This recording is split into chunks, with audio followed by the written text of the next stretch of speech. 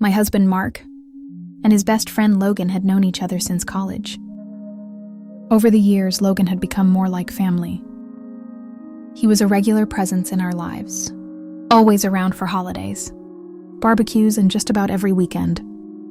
Logan was the kind of guy who made everyone feel comfortable, with his easygoing nature and charming smile.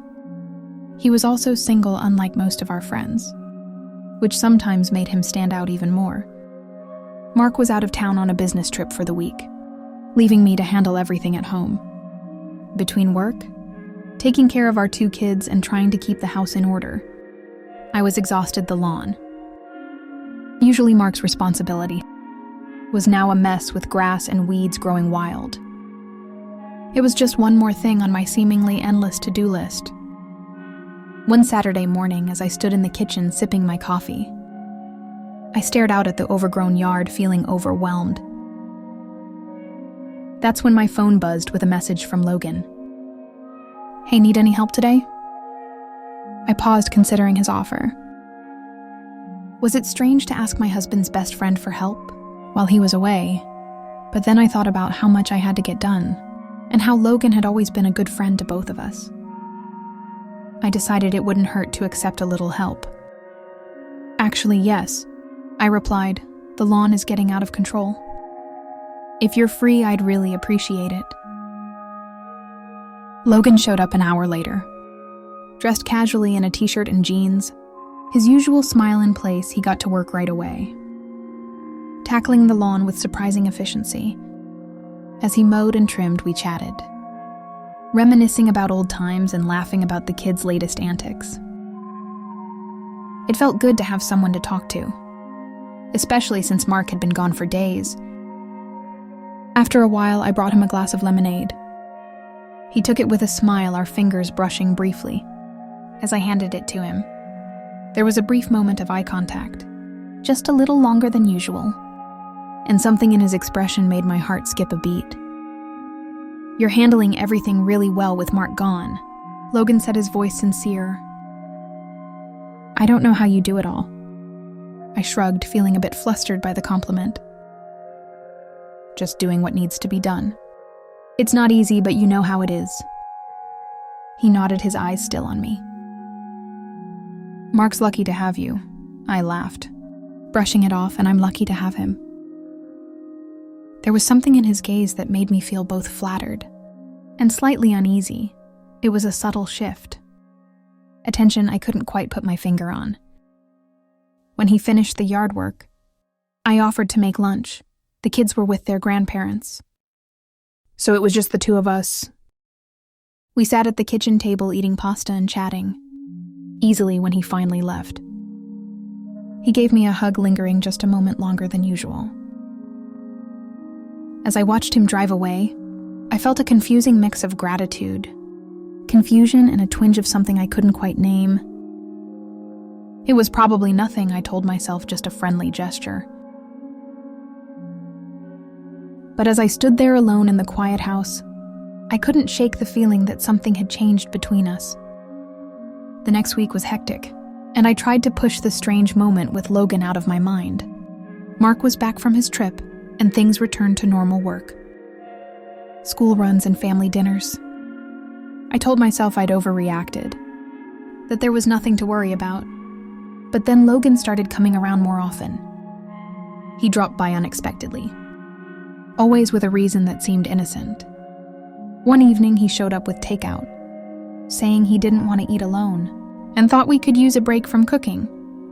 Mark was happy to see him, and I tried to ignore the flutter in my stomach when our eyes met over the dinner table. Another time, he brought over a bottle of wine. Mark was busy with work, so it was just Logan and me. We sat on the porch talking about everything and nothing. I found myself opening up to him about things I hadn't shared with anyone. He had a way of making me feel understood, like he genuinely cared. "You know, I'm always here if you need anything," he said, his eyes holding mine. "Thank you, Logan," I replied, smiling, feeling a warmth I couldn't quite explain. I knew I should set boundaries, but every time I tried, Logan would do something thoughtful, and I'd let it slide. He seemed to know exactly when to show up, exactly what to say to make me feel appreciated. One Saturday, Mark had to leave for another business trip. Logan appeared again, offering to help with some household repairs. I said it wasn't necessary, but he insisted we spent the day fixing a leaky faucet, replacing a broken fence post, and cleaning out the garage. It was productive, but the unspoken tension between us was hard to ignore. At one point, I was on a ladder in the garage reaching for a box. Logan held the ladder steady, and as I leaned forward, I felt his hand lightly brush against my calf. It was just a touch, but it sent a jolt through me. I glanced down and saw him looking up at me, his expression serious. "Be careful," he murmured. I nodded, my heart racing, and carefully climbed down. We finished the tasks and he suggested ordering dinner. I hesitated but then agreed. We sat in the living room eating pizza and watching a movie. It felt comfortable, almost too comfortable. At one point, our hands brushed as we reached for the remote. We both froze, the moment stretching longer than it should have. I pulled my hand back, laughing awkwardly.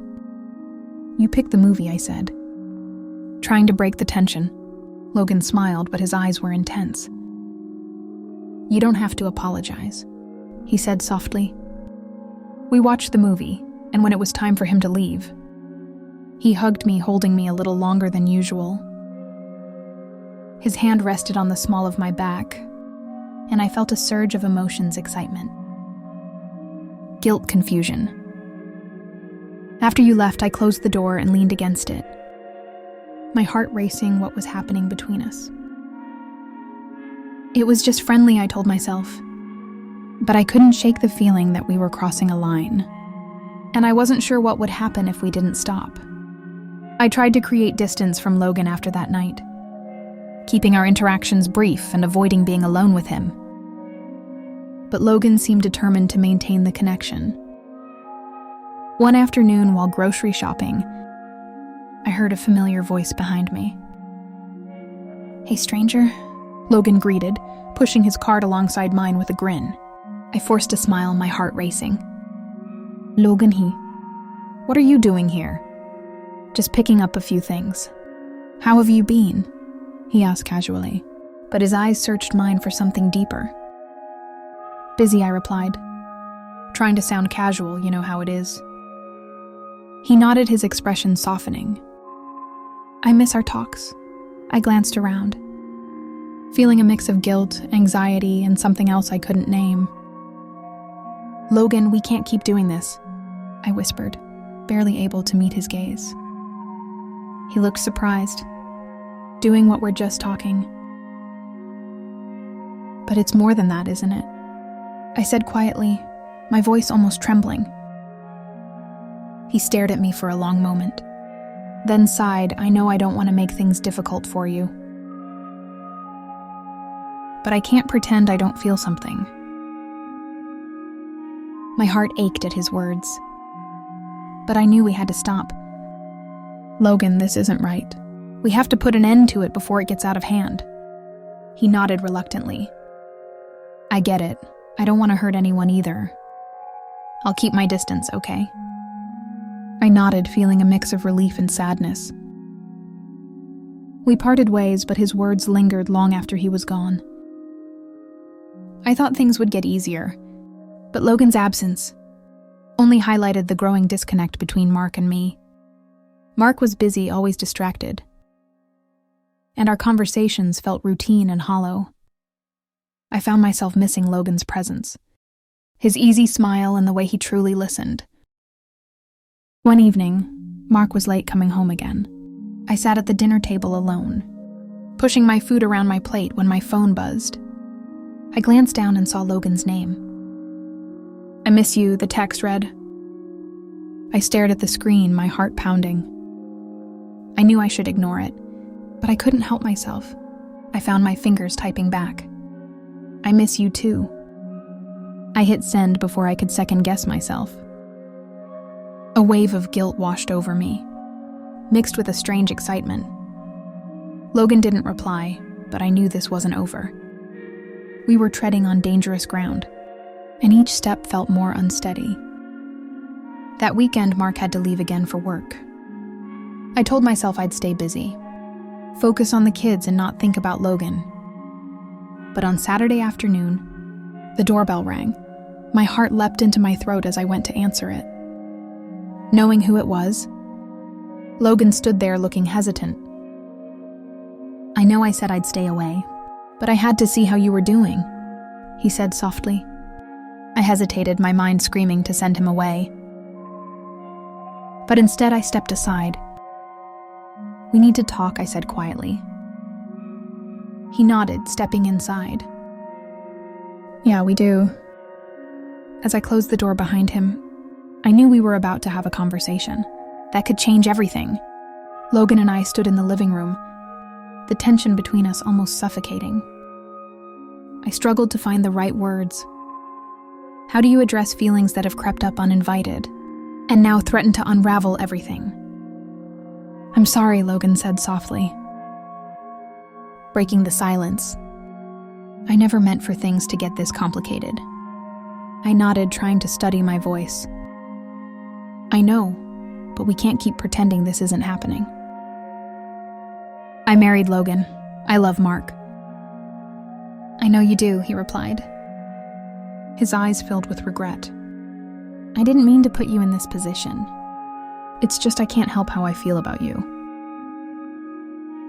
Hearing him say it out loud made it real, and the weight of his words hit me hard. There was no more hiding behind friendly gestures or casual conversations. This was a confession. Raw and undeniable. "We have to stop this, Logan," I said, my voice trembling. "Before we do something we can't take back." He nodded slowly, his shoulders slumping as if the admission had drained him.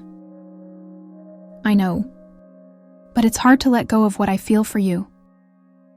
Tears pricked at the corners of my eyes. I had to be strong for myself and my family.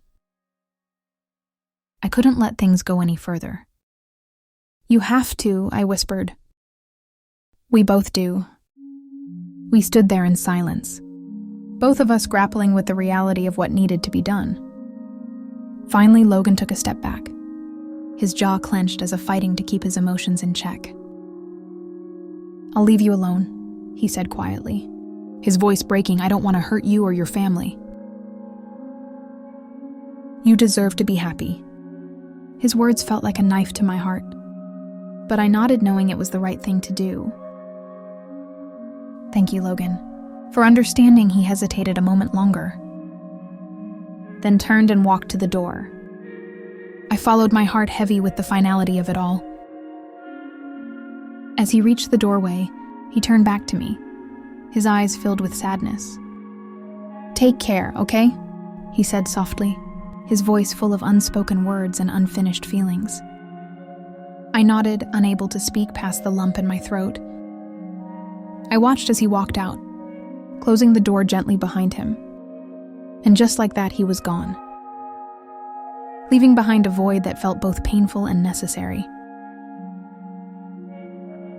Over the next few days, I kept myself busy, trying not to think about Logan or the look in his eyes when he left. I focused on my family and on reconnecting with Mark, who was oblivious to the storm that had passed. One evening, Mark came home early, a tired but genuine smile on his face. We sat down to dinner, and for the first time in a while, we talked about work, the kids, and our future. It felt like a small step back to what we used to have. After the kids were in bed, we sat on the couch, a comfortable silence between us.